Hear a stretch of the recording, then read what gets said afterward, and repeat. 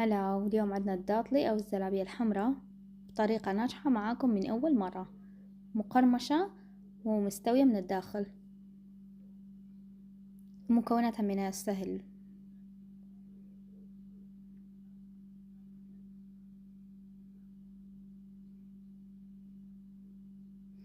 أول شي نحضر الشيرة، كوبين ونص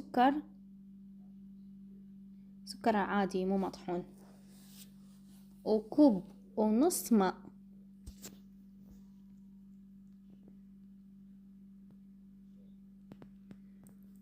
طبعا استخدمت أني المقادير هاي الكوبات المتعارف عليها بالسوق، يعني حتى تطلع بدقة.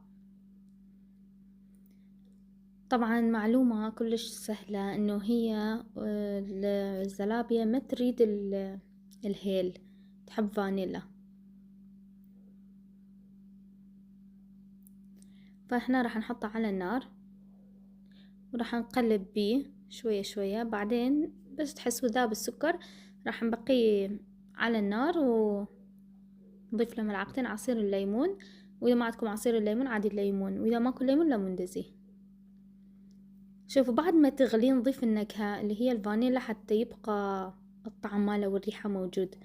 هسه راح نخليها بمكان بوحدها حتى تبرد ونحضر العجينة. عجينة الزلابية كوبين ونص طحين، طبعا لازم يكون طحين صفر.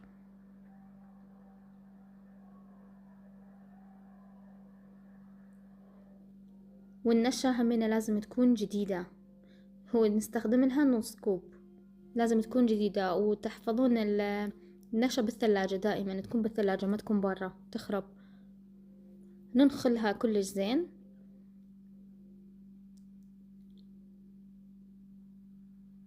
تتجانس همين المكونات سوا. راح نعوفها بوحدها هنا. راح نجيب بجدر نحط 3 أكواب ماء من الحنفية، طبعا لا بارد ولا حار، و3 معالق سكر، و3 معالق زيت،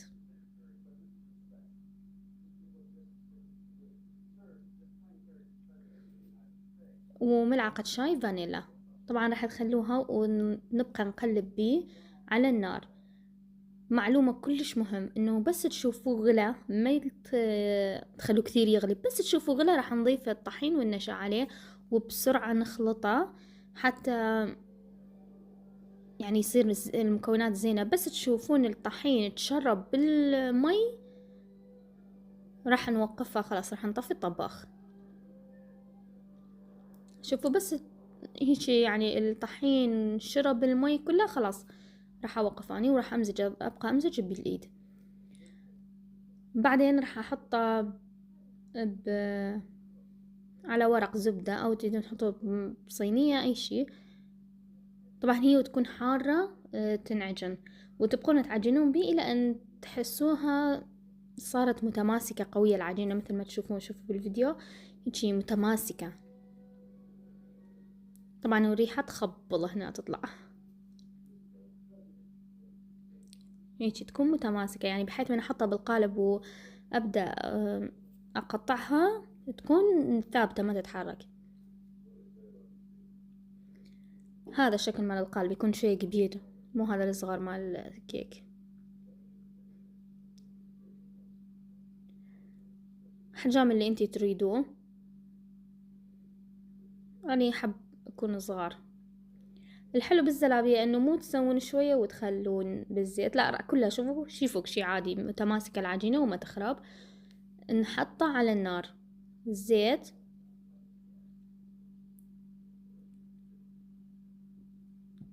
الزيت لازم ما يكون كثير حار، يعني بس يكون بداية ما هو صار حار أنا راح أضيف الزلابية عليه. أول شي ما تحركوها، بس تحسوها طفت لي فوق راح يتغير، راح أقلب الزلابية وخلاص راح نشيلها. وقبل نحطها بالشيرة، الشيرة لازم تكون باردة وهو حار.